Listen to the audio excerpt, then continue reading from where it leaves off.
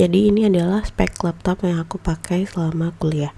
Di tahun ketiga itu mata kuliah yang aku pelajari di kampus ada kira-kira laptop apa buat kuliah computer science tanpa harus membebani diri sendiri atau keluarga.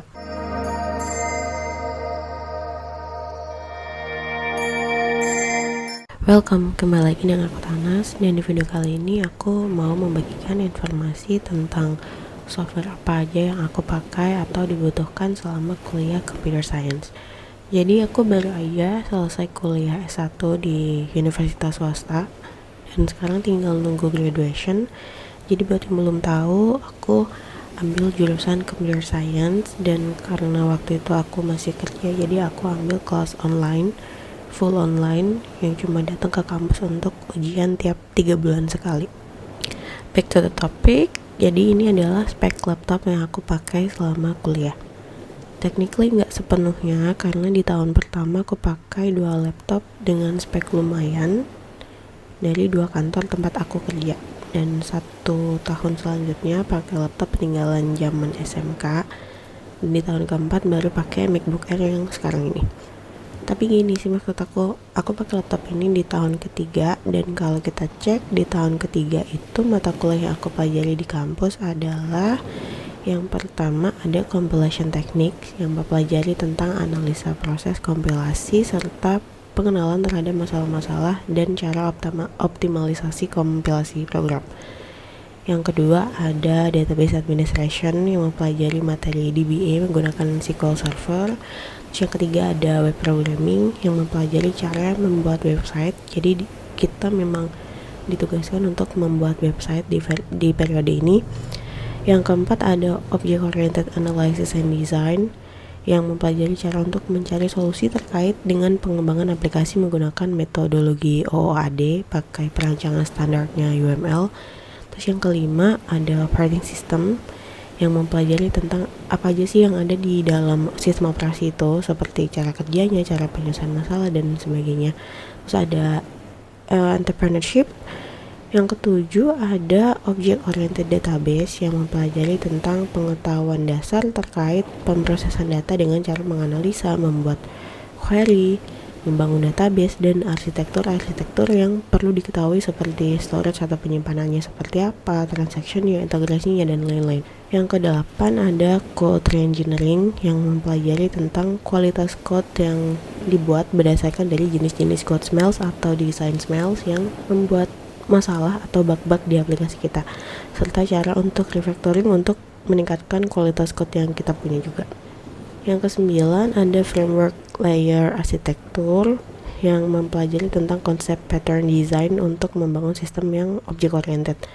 Yang kesepuluh ada Geographic Information System, yang mempelajari tentang analisis spasial dan kemampuan dalam mengembangkan aplikasi sistem informasi geografis. Jadi beberapa mata kuliah yang aku sebutkan tadi membutuhkan beberapa software dengan spesifikasi minimum, dan selama kuliah software tersebut bisa berjalan tanpa hambatan gitu di laptop ini. Untuk laptop dari kantor yang aku bilang punya spek lumayan tadi, ya itu kan buat kebutuhan kantor gitu, seperti ngolah data di Excel, bolak-balik ke Microsoft Access dan sebagainya.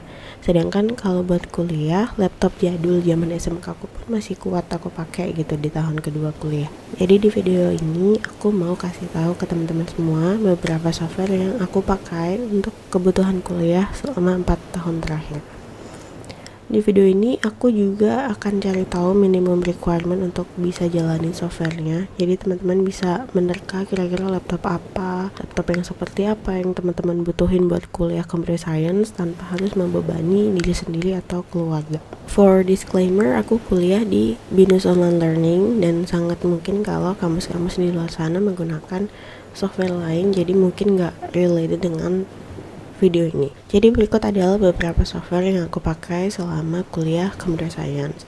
Yang pertama ada DevC++. Di semester awal, khususnya saat mempelajari materi tentang algoritma dan data structure, kita diajar menggunakan bahasa pemrograman C. Dan pas SMK aku udah pernah dapat bahasa C dan C++, dan dulu aku pakai software ini di SMK. Jadi pas dapat C lagi, aku download dan install software ini lagi. Software ini udah lama banget, bahkan kalau teman-teman coba cari referensi atau infonya di forum-forum udah banyak yang bahas dari 20-an tahun yang lalu. Sekarang banyak kok website yang bisa kita pakai buat coding C atau C++, jadi nggak perlu susah-susah install dan configure buat bisa kerjain tugas. Spesifikasi yang dibutuhin sama software ini bisa teman-teman lihat di screenshot yang aku ambil dari sumber yang aku cantumin juga di video. Yang kedua ada Navicat. Navicat ini adalah database development tool yang compatible dan bisa connect ke berbagai macam DBMS. Ini sih sebenarnya nggak wajib, cuma karena pas aku kerja aku sehari-hari pakai Navicat, jadi pas dapat mata kuliah database aku pakai juga. Software ini berbayar, jadi teman-teman harus punya license untuk bisa pakai softwarenya. Requirement-nya adalah sebagai berikut. Tugas-tugas di mata kuliah ini sebenarnya bisa terselesaikan dengan pakai terminal atau shell atau dari PHP admin juga bisa sebenarnya. Ada banyak alternatifnya, ada Heidi, ada masih banyak lagi. Yang ketiga ada VS Code atau Visual Studio Code. Aku kan basicnya bukan programmer ya, jadi waktu itu aku kayak cuma punya text editor gitu pas kerja buat bantuin tim backend sama note taking app buat tulis dokumentasi. Akhirnya dikasih tahu sama salah satu teman, disuruh cobain pakai VS Code. Jadi semenjak itu tiap ada mata kuliah programming aku mulai pakai juga. Requirement-nya bisa teman-teman lihat di sini. Ini cukup sering kepake sih, karena untuk beberapa mata kuliah kan kita diminta untuk membuat, menganalisa code, dan sebagainya. Tapi meskipun begitu banyak alternatif lain buat ngelakuinnya, dan ini salah satu poin untuk kuliah computer science dimana kayak nggak ada aturan baku harus ini harus itu. Yang keempat ada Microsoft Office, ya Word, Excel, PowerPoint kayak gitu-gitu. Yang satu ini sih kayaknya wajib ya, kayak kita baca modul atau bikin presentasi pakai PowerPoint, kerjain tugas pakai Word, terus buat ngolah data mentah, data olahan, atau bikin chart dan grafik pakai Excel. Yang kelima ada Microsoft Visio. Visio ini dipakai buat bikin flowchart, UML, dan sebagainya. Tapi sekarang ini banyak alternatifnya yang sudah disediain sama website-website seperti Creately yang bisa kita akses secara online. Jadi tinggal search aja misal create use case, diagram online, atau sebagainya. Software ini berbayar juga dan requirement-nya adalah sebagai berikut. Yang keenam ada ArcGIS. Tapi yang satu ini nggak wajib sih sebenarnya ya. Ini salah satu software yang disaranin untuk diinstal sama dosenku buat yang pengen nyoba-nyoba gitu. Meskipun pada dasarnya tugas-tugas yang perlu kita selesaiin cuma menganalisa suatu kasus dan biasa kita ambil dari jurnal-jurnal gitu. Spesifikasi yang dibutuhin adalah sebagai berikut. Oke, cukup sekian video kali ini. Semoga dapat membantu teman-teman yang ingin mengetahui lebih banyak tentang spek apa aja atau apa aja sih yang dipakai selama kuliah computer science biar laptop yang kita pakai itu cukup buat kuliah. Kalau teman-teman menyukai video ini, jangan lupa klik tombol like, subscribe juga sebagai bentuk dukungan terhadap channel ini. Terima kasih dan sampai jumpa di video selanjutnya.